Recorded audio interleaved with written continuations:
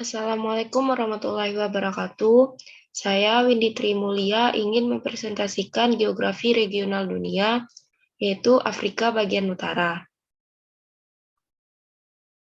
Afrika bagian utara.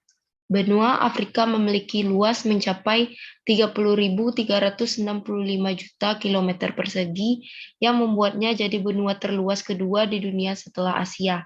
Benua ini membentang sejauh 8.000 kilometer dari utara ke selatan dan 7.400 kilometer dari timur ke barat. Batasan wilayah benua Afrika yang pertama, sebelah utara berbatasan dengan Laut Tengah atau Laut Mediterania dan benua Eropa. Yang kedua, sebelah selatan dan barat berbatasan dengan Samudra Atlantik. Yang ketiga, sebelah timur berbatasan dengan Samudra Hindia dan Laut Merah. Afrika Utara terdiri atas negara-negara seperti Aljazair, Libya, Maroko, Mesir, Sudan, dan Tunisia. Daerah Afrika Utara dibatasi Gurun Sahara dengan daerah Afrika yang lainnya. Yang pertama ada Aljazair. Aljazair adalah sebuah negara yang terletak di bagian utara benua Afrika atau Afrika Utara.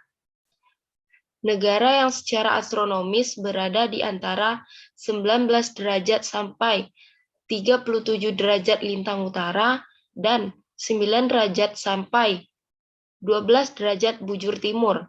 Ini berbatasan dengan Libya di sebelah timur, berbatasan dengan Mali dan Mauritania di sebelah barat daya, berbatasan dengan Sahara Barat di sebelah barat, sedangkan di sebelah barat Laut Aljazair adalah Maroko. Aljazair juga berbatasan dengan Tunisia di sebelah timur laut, berbatasan dengan Niger di sebelah tenggara. Di sebelah utara Aljazair adalah Laut Tengah. Ibu kota Aljazair adalah Algiers. Morfologi dan topografi yang ada di Aljazair. Yang pertama ada Gunung Tahat dari pegunungan Ahaggar. Yang kedua ada perbukitan Kabylie dekat Azagga. Yang selanjutnya ada pegunungan Aours dan selanjutnya ada Sungai Sebau. Sosial dan ekonomi Aljazair. Yang pertama sosial. Aljazair adalah republik semi-presidensial yang terdiri dari 48 provinsi dengan jumlah penduduk lebih dari 30 juta jiwa. Aljazair merupakan negara berpenduduk terbanyak ke-34 di bumi dengan ekonomi yang mengandalkan sumber-sumber minyak. Sonatrach, perusahaan minyak nasional, merupakan perusahaan terbesar di Afrika. Aljazair memiliki tentara terbesar kedua dengan anggaran pertahanan terbesar di Afrika. Aljazair memiliki program nuklir damai sejak dasawarsa tahun 1990-an. Kedua ada ekonomi. Ekonomi Aljazair menduduki urutan ketiga di benua Afrika setelah Afrika Selatan dan Mesir. Sampai saat ini, penopang utama perekonomian adalah minyak bumi dan gas alam, yang dianggarkan mencapai 98% dari pendapatan nasional. Cadangan minyaknya menduduki peringkat 15 alam, di mana cadangan gasnya menduduki peringkat 7 di alam. Sebagian cadangan minyak berada di Sahara Timur. Pemerintahan Aljazair sempat mengurangi ekspor pada tahun 1980-an sebagai memperlambat penipisan cadangan, namun kembali ditingkatkan pada tahun 1990-an. Ekspor utama lainnya adalah domba, sapi, dan kuda. Produk hewani seperti wol dan kulit anggur, serealia, gandum hitam, sayuran, atau buah-buahan, terutama buah ara dan anggur. Sosial budaya, politik, dan hubungan kerjasama dengan Indonesia. Sosial budaya. Untuk membangun sarana pariwisata di negaranya, pemerintahan Aljazair mengandalkan pendapatan minyak bumi. Dengan harga minyak bumi yang melejit mencapai $120 per barel, di waktu belakangan, pundi-pundi pemerintahan Aljazair semakin penuh dengan petrodolar. Aljazair memiliki kawasan yang dapat ditawarkan kepada para wisatawan, antara lain kawasan Gurun Sahara, yang menarik bagi pelancong yang senang bertualang. 1/5 kawasan Gurun Sahara dimiliki Aljazair. Selain itu, Aljazair memiliki puing reruntuhan kerajaan Romawi, serta kawasan alam yang belum terjamah. Meskipun Aljazair memiliki kawasan pantai sepanjang 1.200 km, negara ini hanya mampu menggait 1% dari jumlah wisatawan yang melancong ke kawasan Laut Tengah. Menteri Pariwisatawan Aljazair, Cherif Rahman, menyampaikan target yang hendak dicapainya, yakni pada tahun 2025 mendatang, Aljazair dapat menargetkan 11 juta wisatawan dalam setahun. Dalam sosial politik, bentuk negara Aljazair adalah Republik Demokratik dengan sistem pemerintahan parlemen bikameral atau sistem parlemen dua kamar. Negara ini dipimpin oleh seorang presiden yang dipilih untuk satu periode selama 5 tahun dan dapat diperpanjang kembali selama satu periode. Aljazair memiliki hak pilih bersama. Parlemen Aljazair berbentuk bikameral yang terdiri dari majelis rendah dan majelis tinggi. Majelis rendah yaitu Majelis Rakyat Nasional atau APN mempunyai 380 anggota yang dipilih setiap 5 tahun. Sedangkan majelis tinggi yaitu Dewan Negara atau The National Council yang mempunyai 144 anggota. Hubungan kerjasama Aljazair dengan Indonesia. Hubungan Aljazair dengan Indonesia mengacu pada hubungan bilateral dari Aljazair dan Indonesia. Hubungan antara dua negara sebagian besar didasarkan pada kesamaan agama dan solidaritas anti-kolonialisme. Karena Indonesia dan Aljazair adalah negara-negara yang mayoritas Muslim dan juga pernah jatuh di bawah kolonialisme.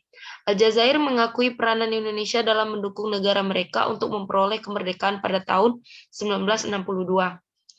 Kedua negara sepakat untuk memperluas kerjasama dan memperkuat hubungan. Aljazair memiliki kedutaan besar di Jakarta yang juga terakreditasi ke Singapura dan Brunei. Sementara Indonesia memiliki kedutaan besar di Algier. Selanjutnya ada Mesir. Negara dengan ibu kota Kairo ini dibagi menjadi 5 kawasan utama, yaitu Lembah Nil, Delta Nil, Gurun Barat, Gurun Timur, dan Semenanjung Sinai. Untuk letak astronomis Mesir yaitu pada 22 derajat lintang utara sampai 31 derajat lintang utara dan 25 derajat bujur timur sampai 36 derajat bujur timur. Dan secara geografis, Mesir terletak di tepi Laut Merah dan Laut Mediterania. Luas negara Mesir lebih sempit dibandingkan dengan luas negara Indonesia. Dengan batas-batas wilayahnya adalah yang pertama, di sebelah utara berbatasan dengan Laut Tengah, di sebelah selatan berbatasan dengan Sudan, sebelah timur berbatasan dengan Laut Merah, sebelah barat berbatasan dengan Libya. Morfologi dan topografi yang ada di Mesir. Yang pertama ada lembah Sungai Nil, yang kedua ada pegunungan Serabit El Khadim, selanjutnya ada pegunungan Mokhatom. Sosial dan ekonomi di Mesir. Yang pertama sosial.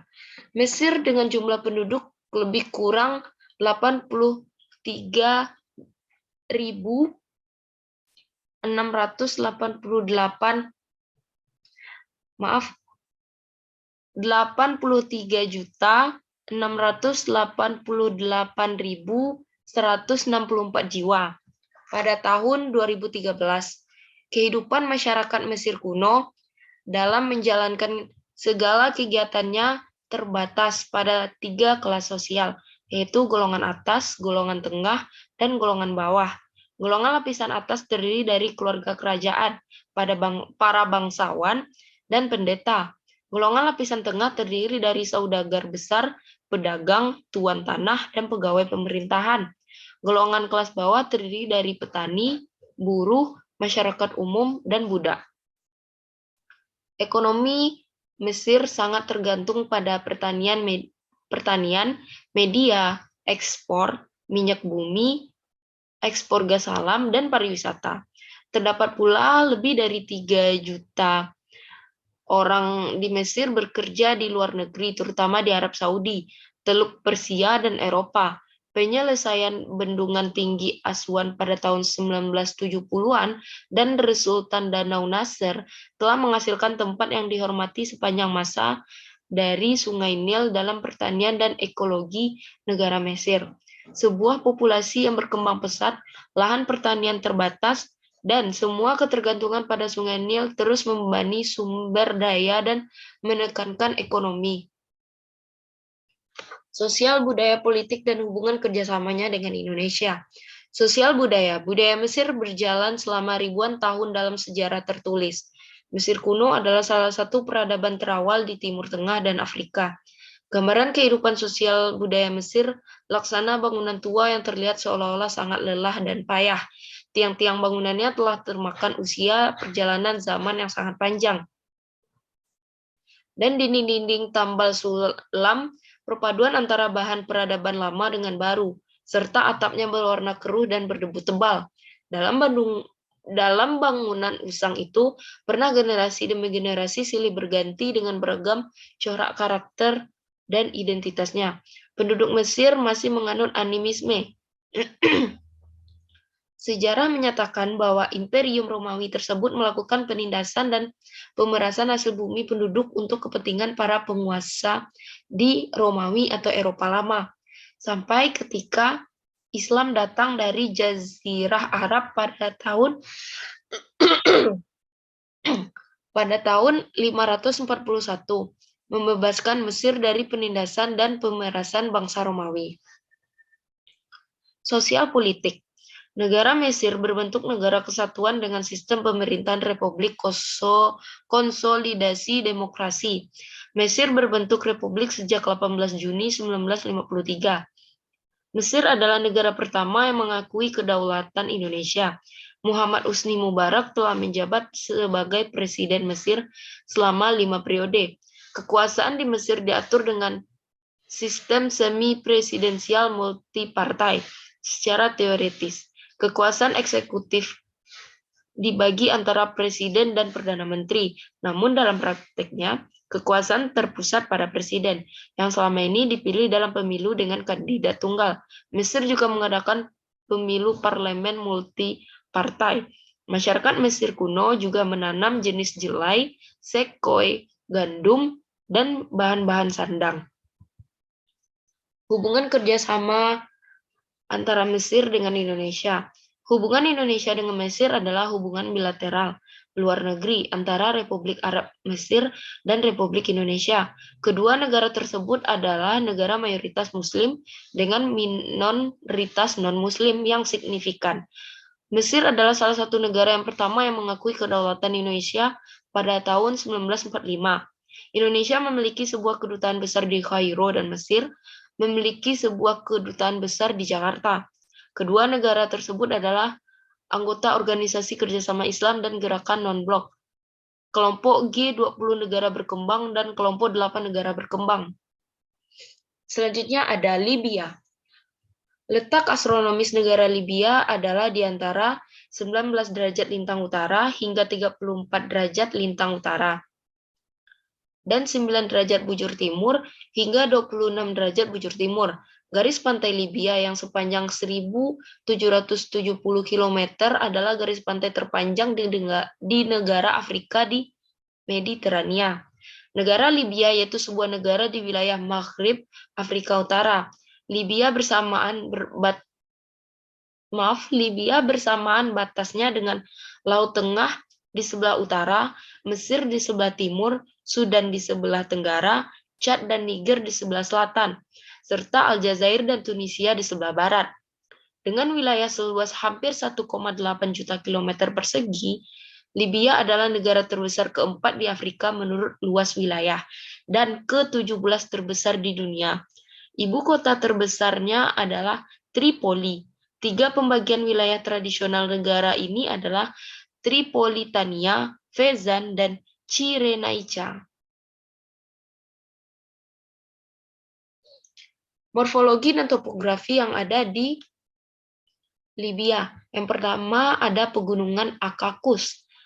Yang kedua ada sungai buatan Sungai buatan adalah sebuah jaringan pipa-pipa yang menyalurkan air ke gurun Sahara di Libya dari akuifer fosil sistem akuifer batu pasir Nubia. Proyek sungai buatan ini merupakan proyek irigasi terbesar sedunia. Selanjutnya ada pegunungan Nafusa. Sosial dan ekonomi di Libya. Ekonomi Libya tergantung pada pendapatan dari sektor minyak yang menyumbang lebih dari setengah PDB dan 97% ekspor. Libya memiliki cadangan minyak terbukti terbesar di Afrika dan merupakan kontributor penting bagi pasokan global minyak mentah.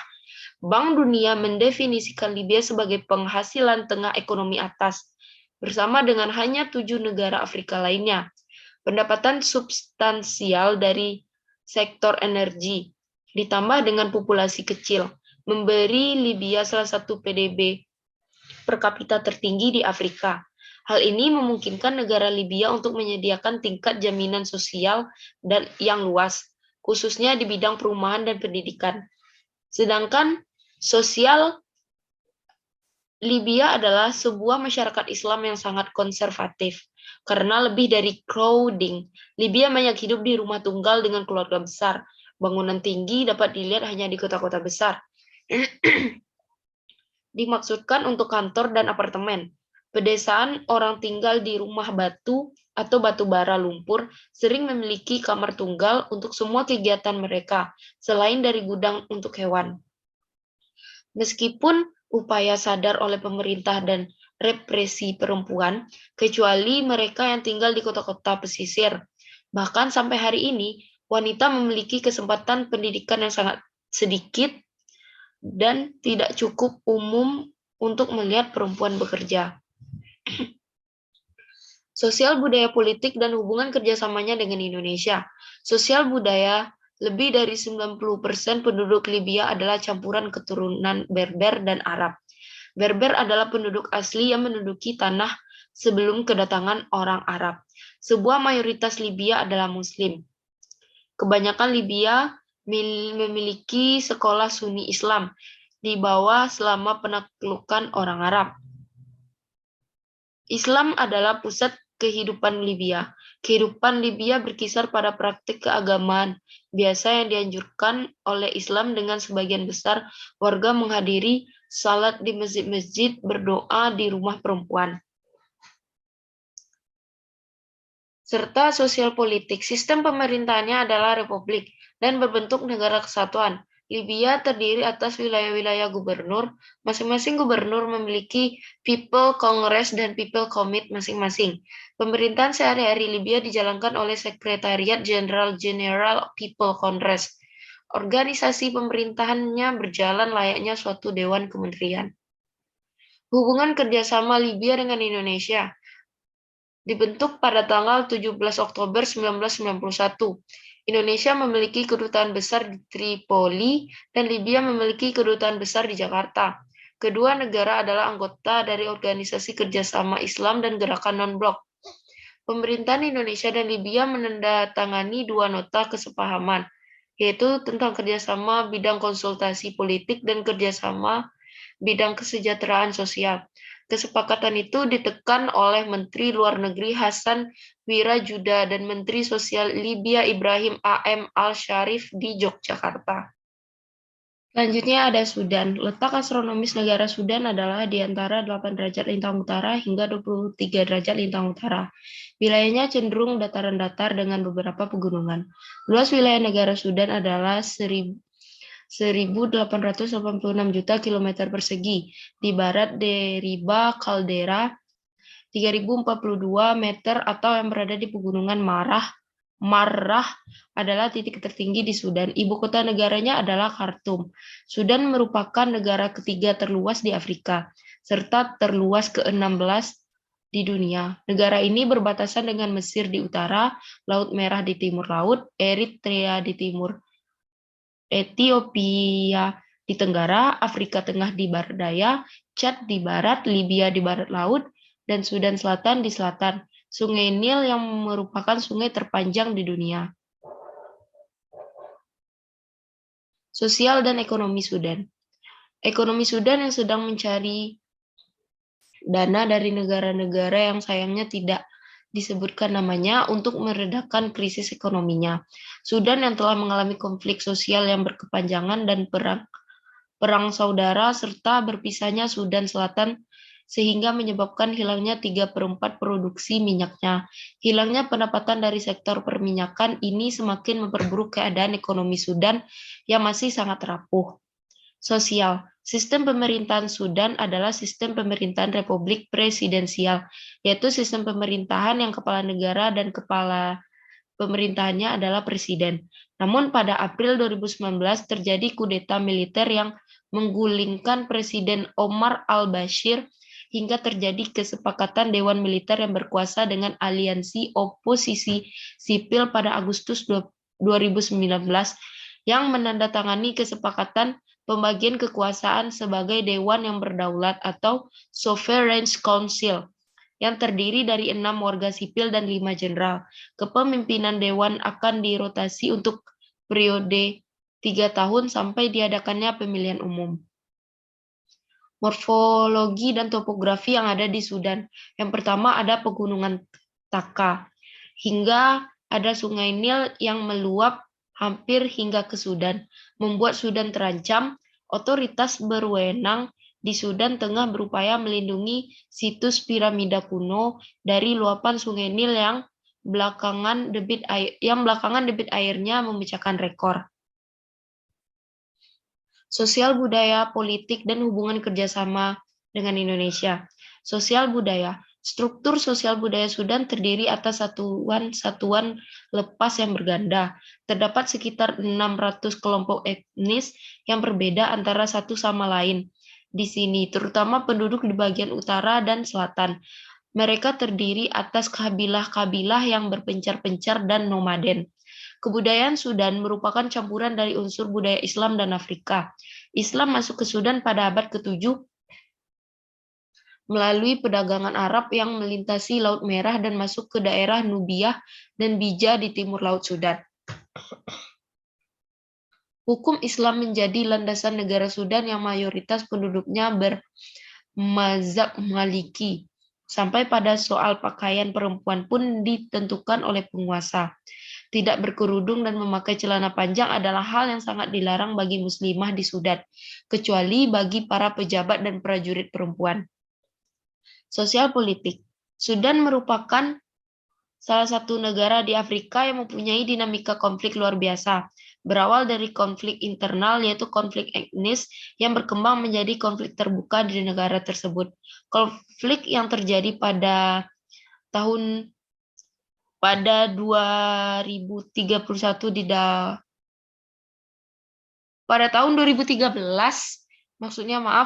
di Darfur, Sudan merupakan suatu bencana kemanusiaan di mana konflik ini dipicu oleh kelompok pemberontakan yang menyerang fasilitas-fasilitas umum dan merambah kepada konflik terbuka untuk pemerintahan Sudan. Kelompok pemberontakan Sudan Liberation Army atau SLA ini menganggap bahwa pemerintahan Sudan hanya menguntungkan kelompok dari warga Arab yang ada di Sudan dan mengeksploitasikan warga asli keturunan Afrika yang ada di Sudan. Hubungan kerjasama antara Sudan dengan Indonesia. Hubungan Indonesia dan Sudan secara resmi didirikan pada tahun 1960. Pada bulan Februari 2012 saat kunjungan Menteri Luar Negeri Sudan Ali Karti ke Jakarta. Indonesia dan Sudan telah sepakat untuk mendorong hubungan bilateral di bidang politik, sains, pendidikan, dan ekonomi. Indonesia memiliki kedutaan di Khartoum, sementara Sudan memiliki kedutaan di Jakarta. Kedua negara memiliki populasi mayoritas Muslim, dan keduanya adalah anggota Organisasi Kerjasama Islam atau OKI.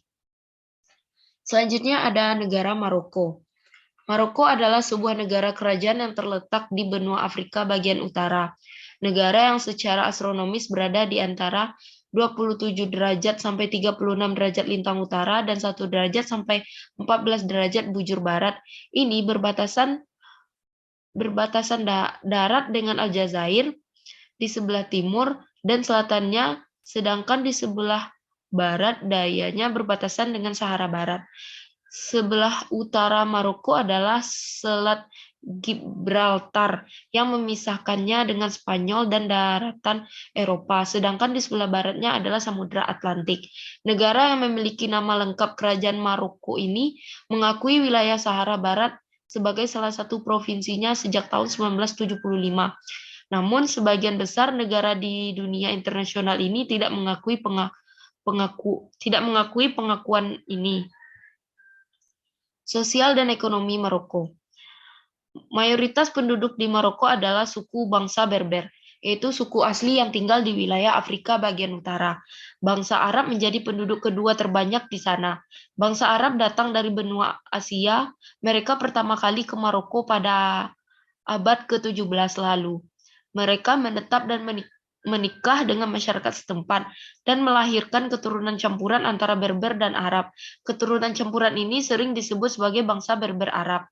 Ekonomi. Ekonomi Maroko dianggap sebagai ekonomi yang relatif liberal yang diatur oleh hukum penawaran dan permintaan. Sejak 1993, Maroko telah mengikuti kebijakan privatisasi sektor ekonomi yang tertentu yang dulu berada di tangan pemerintah. Maroko telah menjadi pemain utama dalam urusan ekonomi Afrika dan merupakan ekonomi Afrika kelima terbesar berdasarkan PDB atau PPP. Forum Ekonomi Dunia menempatkan Maroko sebagai ekonomi yang paling kompetitif pertama di Afrika Utara. Dalam laporan daya saing Afrika 2014 sampai 2015, sektor jasa menyumbang lebih dari setengah dari PDB, atau industri yang terdiri dari pertambangan, konstruksi, dan manufaktur adalah seperempat tambahannya. Morfologi dan topografi yang ada di Maroko. Yang pertama ada Sungai Sebau. Kedua ada Pegunungan Gurugu. Sosial politik, sosial budaya, hubungan kerjasamanya dengan Indonesia. Sosial budaya. Maroko termasuk negara yang kaya akan budaya, sebab negara ini menjadi tempat pertemuan budaya dari berbagai macam bangsa, yaitu dari daerah timur atau benua Asia yang meliputi kebudayaan bangsa Punisia, Tunisia, Yahudi, dan Arab. Sedangkan dari utara atau benua Eropa, ada bangsa Romawi, Vandal atau Jerman, dan Andalusia atau Spanyol. Dari daerah selatan, ada kebudayaan yang berasal dari wilayah Gurun Sahara. Kekayaan budaya di Maroko ini turut memengaruhi beberapa bangunan yang ada di sana. Salah satunya Masjid Hasan II.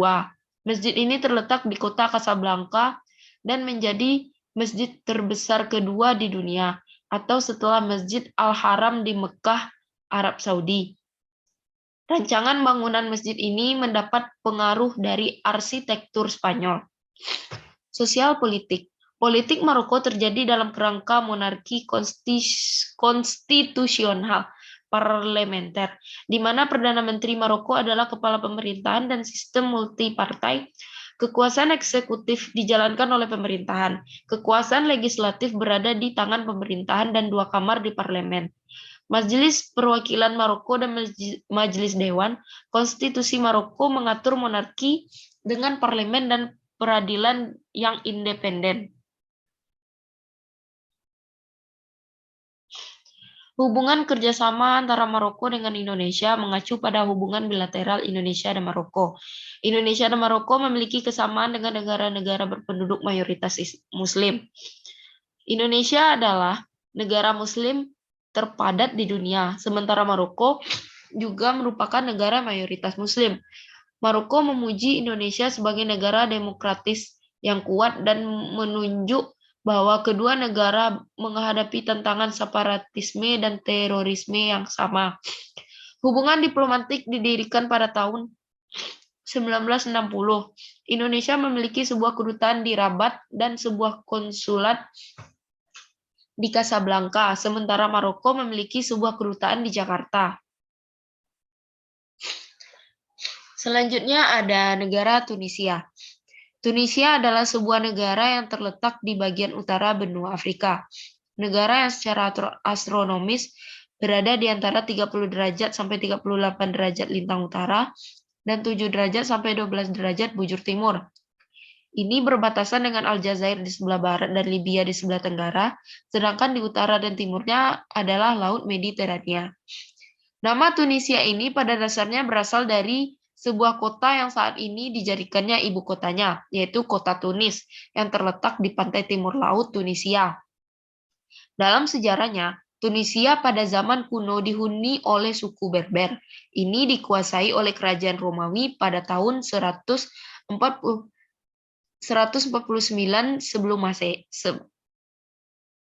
sebelum Masehi dan memperkenalkan agama Kristen serta seni arsitekturnya. Namun pada abad pertama Hijriah, orang Arab menaklukkan negara ini dan diikuti oleh penaklukan oleh Kekaisaran Muslim terbesar yaitu Kekaisaran Ottoman pada tahun 1534 hingga tahun 1881, sekitar 300 tahun lebih. Sosial dan ekonomi Tunisia. Sosial, menurut CIA pada tahun 2017, Tunisia memiliki populasi 11.000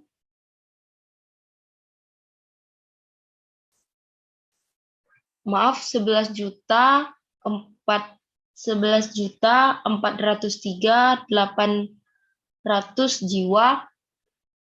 38 pemerintahan telah mendukung program keluarga berencana yang telah mengurangi tingkat pertumbuhan populasi menjadi lebih dari 1% per tahun, berkontribusi terhadap stabilitas ekonomi dan sosial.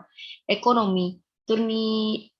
Tunisia adalah negara yang berorientasi ekspor dalam proses liberalisasi dan privatisasi ekonomi yang walaupun rata-rata pertumbuhan PDB 5% sejak awal 1990-an telah menderita korupsi yang menguntungkan elit dan terkait politik. Tunisia memiliki ekonomi yang beragam, mulai dari pertanian, pertambangan, manufaktur, dan produk minyak bumi hingga pariwisata. Sektor pertanian menyumbang 11,6% dari PDB, industri 25,7%, dan jasa 62,8%. Sektor industri terutama terdiri dari manufaktur, pakaian dan alas kaki, produksi suku cadang, mobil dan mesin listrik. Meskipun Tunisia berhasil tumbuh rata-rata 5% selama dekade terakhir, negara ini terus mengalami tingkat pengangguran yang tinggi terutama di kalangan kaum muda.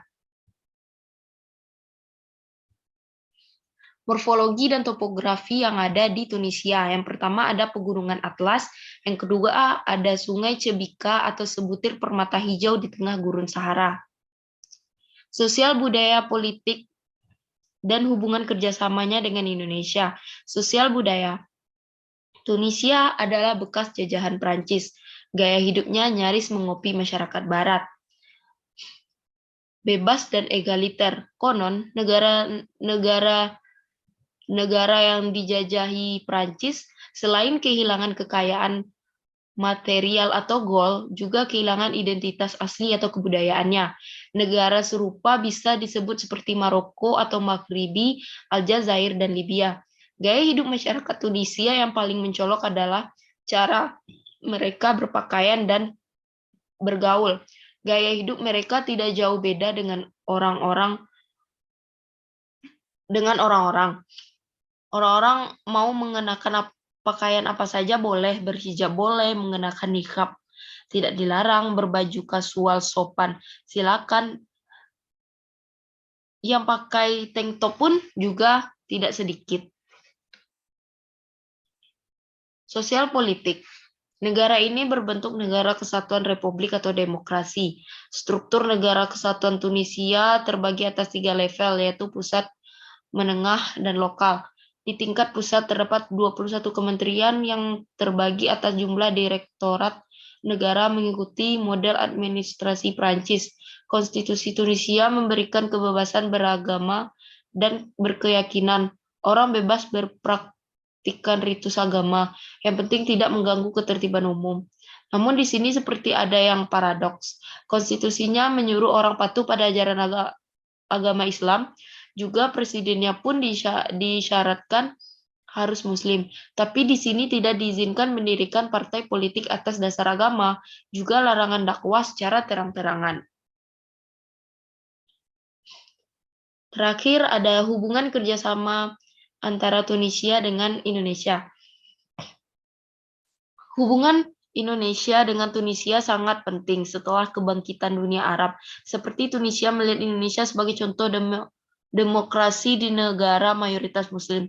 Sementara Indonesia telah menyatakan kesediaannya untuk mendukung transisi demokrasi di Tunisia melalui peningkatan kapasitas dan Kementerian untuk Demokrasi.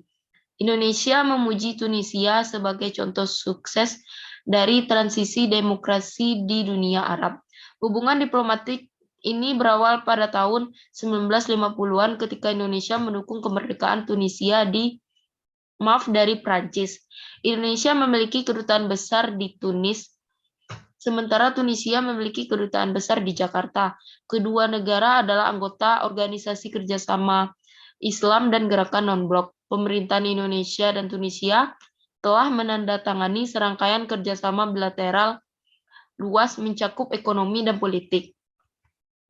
Baiklah, cukup sekian hasil presentasi geografi regional dunia saya Afrika bagian utara. Mohon maaf atas ada kesalahan kata-katanya. Assalamualaikum warahmatullahi wabarakatuh.